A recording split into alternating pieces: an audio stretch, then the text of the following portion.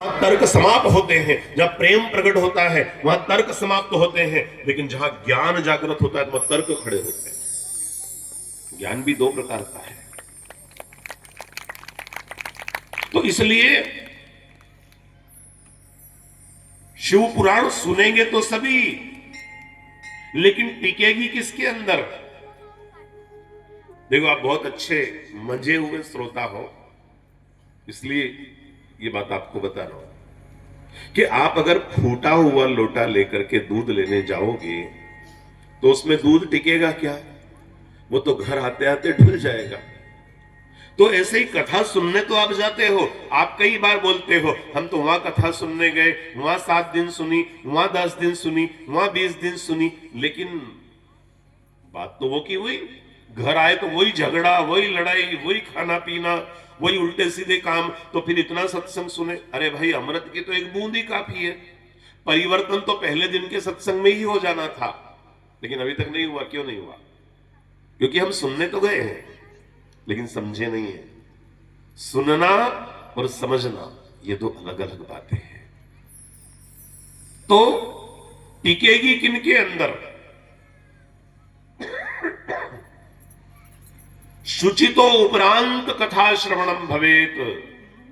जो शुद्ध होकर के कथा सुनेंगे उन्हीं के अंदर कथा टिकेगी।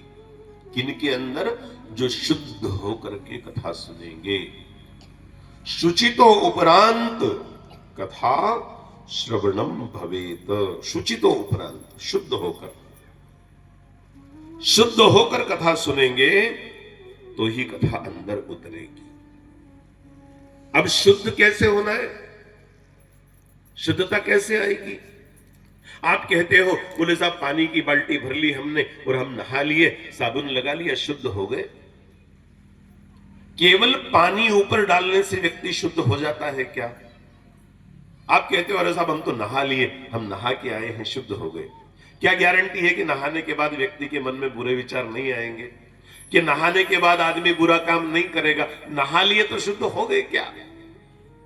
अगर केवल नहाने से व्यक्ति शुद्ध हो जाता तो हमारे देश में एक संत हुआ है कबीर, वो इतनी बड़ी बात नहीं लिखता कि नहाए धोए क्या भया, जो मन मेल न जाए, मीन सदा जल में रहे, धोए बास न जाए। केवल नहाना शुद्धता की गारंटी नहीं है। इसका मतलब यह नहीं कि आप कल से नहाना ही बंद कर दो, कि बाबा जी ने बोला था कि नहाने से शुद्ध नहीं होते, तो अच्छा यूं भी वैसे भी ठंड पड़ रही है और महाराज जी ने प्रमाणित कर दिया। ऐसा नहीं है। शरीर पर पसीना, मिट्टी, धूल, मेल ये सब दूर करना है तो जल से इसको धोना तो पड़ेगा ही। शरीर को धोना शुद्धता में नहीं आता। इसके लिए छांदोग्य उपनिषद में महर्षि कण्व लिखते हैं, सप्त स्नानांच शुद्धि। 7 बार स्नान उन्होंने बताया है। एक बार नहाने से काम नहीं चलता, 7 स्नान बताए। और मजे की बात यह है कि जो पानी भर करके अपन नहाते हैं बाल्टी से, वो उन 7 स्नान में एक भी नहीं है, वो स्नान में गिना ही नहीं है। अब वो जो 7 स्नान है कौन कौन से? सबसे पहला स्नान जो है वो है नेत्र स्नान। समझना, बहुत गंभीर विषय है ये। और मकर संक्रांति के दिन संकुचित विचारों का अंत करके कथा सुनने बैठना। मन में जो भी संकुचित विचार हो, जो संकोच हो, उसको निकाल करके और एक नई आशा के साथ बैठना। आज से दिन तिल तिल भर बढ़ेगा। सूर्य दक्षिण की ओर थे नारायण सूर्य जी, अब वो उत्तर की ओर चलेंगे। रोज एक तिल भर दिल बढ़ेगा, एक तिल भर दिन रोज बढ़ेगा। जैसे तिल तिल दिन बढ़ेगा अर्थात अंधेरा घटेगा और प्रकाश बढ़ेगा, वैसे ही आपके जीवन में भी अज्ञान का, अंधकार का जो स्वरूप है वो तिल तिल कर मिटे और ज्ञान और प्रकाश की ज्योति तिल तिल कर रोज बढ़े। ऐसी शुभकामनाएं आपको मैं देता हूं मकर संक्रांति की। संकुचित विचारों का अंत, यही संक्रांत है।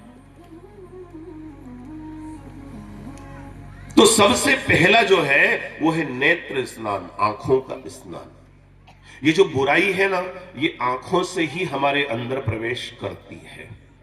ये आंखें विकार का प्रवेश द्वार है। इसलिए पहला इलाज इन आंखों का करना पड़ेगा। पहला स्नान नेत्र। बुराइयां प्रवेश करती हैं आंखों से।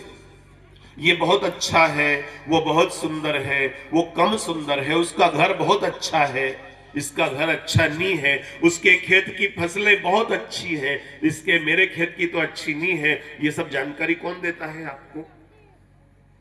आंखें बताती है ना। आंखाते नगे आवे सबके, बोलो नहीं। आंखें ही मिलाती है जमाने में दिलों को। एक कवि लिखता है, आंखें ही मिलाती है जमाने में दिलों को, अनजान है हम तुम अगर अनजान है आंखें। आंखों से बड़ी कोई तराजू नहीं होती, तुलता है बशर इसमें वो मीजान है आंखें। लब कुछ भी कहे इससे हकीकत नहीं खुलती, दुनिया में सच झूठ की पहचान है आंखें। आंखें न झुके तेरी किसी गैर के आगे, दुनिया में सबसे बड़ी चीज है ये आंखें। ये जो आंखें हैं ना, ये विकार का प्रवेश द्वार है। इसलिए इन आंखों का स्नान करना है। विल्व मंगल नाम के एक संत हुआ करते थे, वृंदावन की घटना है, भक्तमाल कथा में वर्णन आता है उनका। तो वो वहां बैठे थे और माला जप रहे थे। माला जप का कार्य उनका चलता रहता था, निरंतर माला जपते रहते। पानी घाट था वृंदावन का। उस पानी घाट पर बैठे हाथ में माला है, सुमिरन चलता रहता था। एक बड़ी सुंदर स्त्री पानी भरने के लिए आई। ध्यान से सुनना, बड़ा गंभीर विषय है। आपको मेरी बात समझ में आ रही है ना?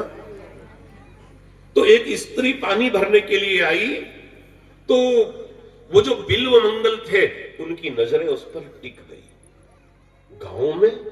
गांव में इतनी सुंदर महिला, ओहो क्या आंखें हैं, क्या नैन नक्श है, क्या स्वरूप है, ऐसे देखकर सोचने लगे। वो तो पानी भरा और चली गई। अब इधर क्या हुआ कि माला में एक बड़ा पारा रहता है, सुमेरु। जब माला जपते जपते वो पारा आ जाए तो जो मंत्र जाप के साधक हैं वो जानते हैं कि उस पारे को ओलांगा नहीं जाता है। वो पारा जब आए तो वहां से वापस मुड़ जाते। माला जब चल रहा है, लेकिन जब ये वाला पारा आएगा तो इसको पार नहीं करना है, वहां से वापस मुड़ करके फिर उस तरफ आना है। उसका लंघन नहीं करते सुमेरु का। ऐसा माला जप में विधान बताया है। ब्रह्म नित्य कर्म समुच्चय के 3 सर्ग में ये माला जप का विषय आता है। तो उनके हाथ में वो जो माला थी, जपते जपते वो उधर हाथ चल रहा है, वो बाई पानी भर करके चली गई।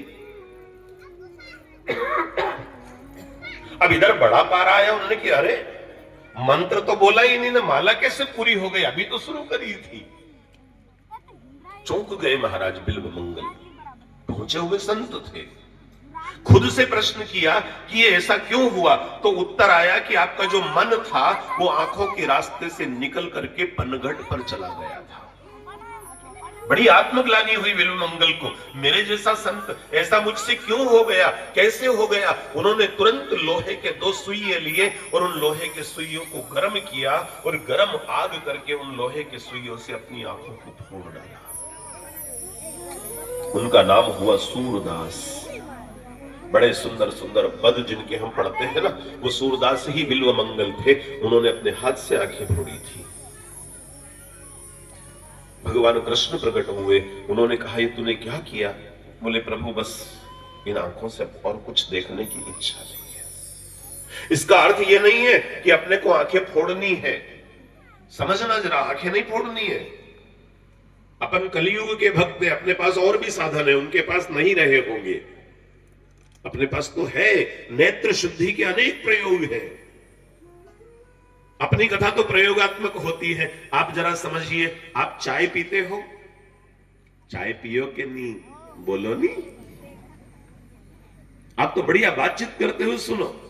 ऐसे नहीं कोई आप डरो मत, मैं लड़ने झगड़ने वाला साधु नहीं। आप तो बढ़िया ऐसे मत बैठो जैसे कोई पकड़ के लाया न बिठा दिया जबरदस्ती, बढ़िया हंसते खेलते हैं। एक संत ने कहा है कि हंसते हंसते आया करो और हंसते हंसते जाया करो, ये अपने बाप का घर है, कम से कम यहां तो मुस्कुराया करो। किसके घर बैठे हो? ये भगवान का मंदिर क्या है? ये अपने बाप का घर है। और यहां तो प्रसन्न होकर के खुश मन से हंसते हंसते खिलखिलाते मुस्कुराते हुए बैठिए। मुंडा चढ़ा के नहीं बैठना यूं, जो देखे उसका भी दिन खराब निकल जाए, कई मुंडो देखी नहीं मेरे को आज, इसलिए हंसते मुस्कुराते। अगर कोई दुश्मन है जलने वाला तो वो भी सोचे कि इतनी तकलीफ आ रही ने फिर भी ये तो हंसते के हंसते, ऐसा क्या मिल गया इनको जो ये खुश के खुश रहते हैं हमेशा। सोचने दो सोचने वालों को, अपन तो हमेशा प्रसन्न रहो। हमारे साथ हमारे भगवान है ना, हमें उन पर भरोसा है ना। तो मैं कह रहा था, आप चाय पीते हो ना, और बड़ी अच्छी चाय बनाते हो। अब आपने चाय बनाई और पावना घर आया, मेजबान आया, तो आपने चाय दी कि लो चाय पियो। कभी कभी मेजबान तारीफ भी करते चाय की कि अरे वाह आपके हाथों की चाय तो बड़ी अच्छी बनती है। अब उसी मेजबान को वही चाय बिना छाने दे दो, छानो मत उसको। देखो समझना, मैं कहां कहां से विषय आपके लिए उठा कर लाता हूं, ध्यान देना। चाय छानने की जो यंत्र है उसको क्या बोलते हैं आप? छालनी। वो बिना छाने उसको चाय दे दो, छानो मत। लो साहब चाय। वो कप थू थू थू क्या ला दिया ये चाय, अदरक के छिलके, इलायची के छिलके, पत्ती चाय की उसमें।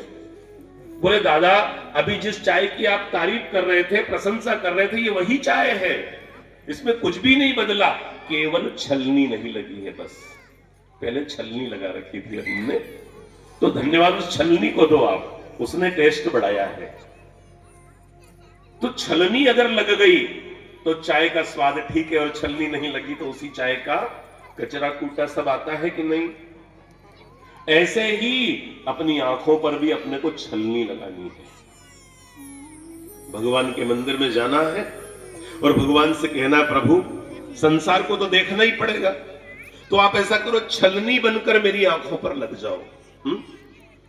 तुलसीदास जी ने कहा है, मेरे शब्द नहीं है। वो गए मंदिर में और उन्होंने कहा कि प्रभु मुझे समाज के बीच जाना पड़ेगा, लोगों को कथा सुनानी है। वहां मैं साधारण मनुष्य हूं, कलयुग का प्राणी हूं, पारिवारिक जीव हूं मैं, आप मुझ पर कृपा कीजिए। भगवान प्रकट हो गए, क्या कृपा करनी है।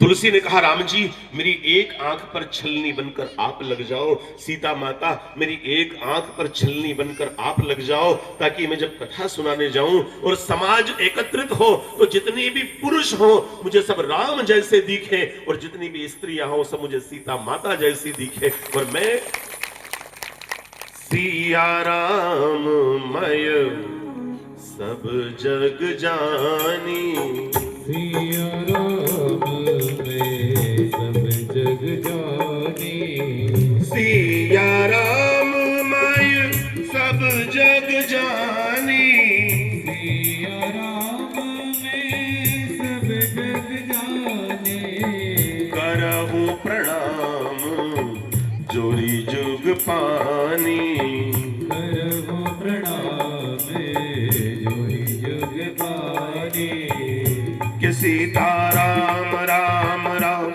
सीता राम राम राम, तेरे बनेंगे बिगड़े काम भजले राम राम राम, सीता राम राम राम राजा राम, बोलिए प्रेम से, तेरे बनेंगे बिगड़े काम भजले राम राम राम, सीता राम राम राम सीता राम राम राम, तेरे बनेंगे बिगड़े काम भजले राम राम राम, सीता राम राम राम राजा राम राम राम, तेरे बनेंगे बिगड़े काम भजले राम राम राम, सिया राम मय सब जग जानी, सिया राम जग जानी। करहु प्रणाम जोरी जुग पानी मेरे राम। अपनी आंखों में अगर शुद्धिकरण लाना है, अपने भगवान के मंदिर तक जाइए, अपने गुरु के द्वार तक जाइए, भगवान के दर्शन कीजिए और कहिए कि भगवान मेरी आंखों में आप बस जाओ, ताकि मुझे जो भी दिखे आप जैसा दिखे। यह आंखों की शुद्धि, यह नेत्र स्नान। फिर आता है मुंह। पता नहीं क्या क्या बोलते हैं अपने मुंह से, तो मुंह अशुद्ध हो जाता है। भगवान के नाम का सुमिरन मुंह को शुद्ध करता है। इसलिए चलते फिरते उठते बैठते भगवान का नाम जपो मुंह से, तो ये मुंह शुद्ध होगा। अपने बाप दादाओं ने, अपने पूर्वजों ने, अपने पुरखों ने इतनी सुंदर परंपरा चलाई कि जब भी दो लोग मिले आपस में तो बोलेंगे राम राम भाई, राम राम बेन, बोलते हैं ना।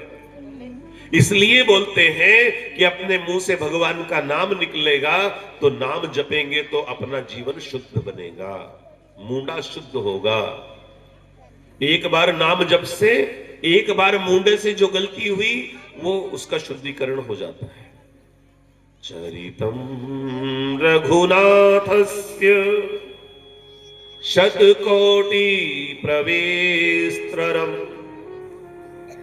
एक एक अक्षरम पुंसा महापातक नाशनम।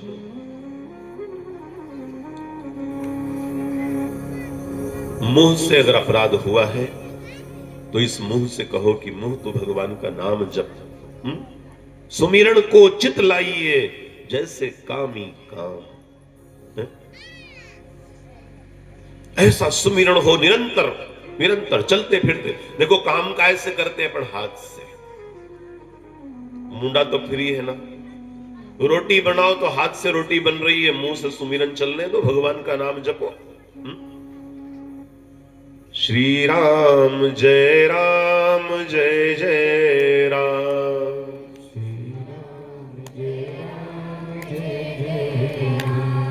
श्री राम जय जय राम।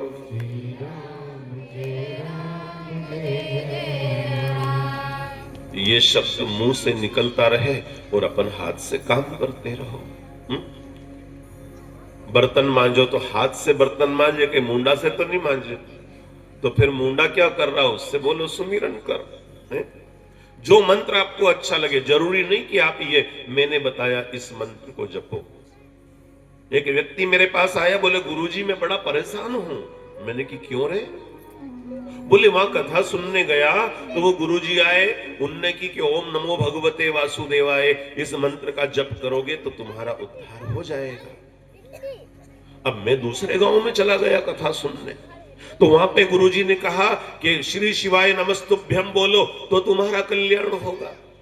फिर तीसरे गांव में गया तो वहां पे बोला कि एक ओंकार सतनाम ये जप करोगे तो तुम्हारा कल्याण होगा। फिर एक जगह कथा सुनने चला गया तो उनने की कि प्रेम से बोलो जय माता दी, सारे बोलो जय माता दी, इस मंत्र से तुम्हारा उद्धार हो जाएगा। फिर एक जगह गया तो उनने की कि राधा स्वामी जपो तो तुम्हारा उद्धार होगा।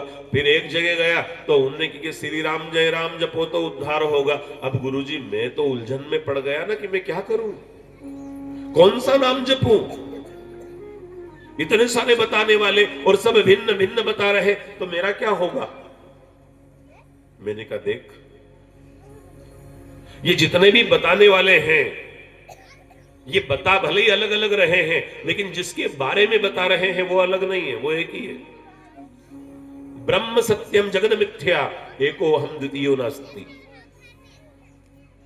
उस एक ही ईश्वर के बारे में बता रहे हैं। बोले गुरुजी ऐसा थोड़ी होता है, जब एक है तो फिर अनेक नाम क्यों है? देखो अपनी कथा तो प्रयोगात्मक है, जरा समझना। आपके घर गेहूं का आटा है, बोलो नहीं, गेहूं के आटे से आप रोटी बनाते हो, लेकिन उसी आटे से आप और क्या बना लेते हो? बाटी, बोलो और क्या बना लेते हो बाटी के अलावा? पूड़ी। अब नाम भी बदल गया, रूप भी बदल गया, स्वाद भी बदल गया, लेकिन मूल तत्व क्या है? गेहूं का आटा। वो बदला क्या? उसी के ताए भी बन जाते हैं, चीले क्या बोलते हैं आप? रेल में बनाओ उनके कहीं बोलो, ताए बन जाता है ना गेहूं के आटे का।